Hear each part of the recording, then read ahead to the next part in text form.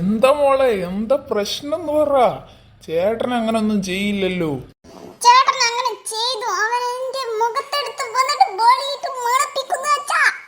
ശരി ശരി, ഞാൻ അവനോടൊന്ന് ചോദിക്കട്ടെ. നീ പൊക്കോ, ഇനി അവൻ അങ്ങനൊന്നും ചെയ്യില്ല.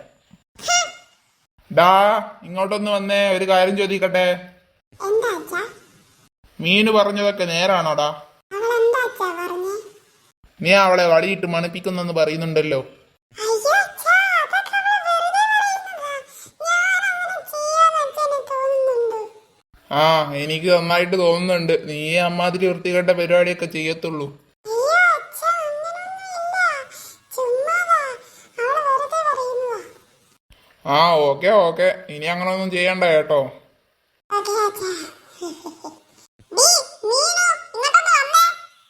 എന്താടാ ബളിയിട്ട് മണപ്പിക്കുന്ന ചേട്ടാ? നീ എന്തിനാടി അതൊക്കെ അച്ഛനോട് പറയാൻ നിൽക്കുന്നേ? നിനക്ക് എന്നോട് പറഞ്ഞാ പോരെ, ഞാൻ നിർത്തൂലേ.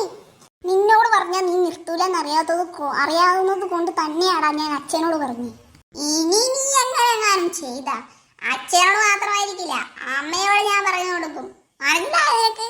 എന്റെ മീനു, നീ ഒന്ന് സമാധാനപ്പെടി. ഇതൊക്കെ ഒരു രസമല്ലേ? അവന്റെ ഒരു രസം മുണ്ടാ പോയി കടന്നു. മീനു, ഒരു മിനിറ്റ് ഒന്നവിടെ നിൽക്കുവോ? എന്താ? എന്നാ പിടിച്ചോ?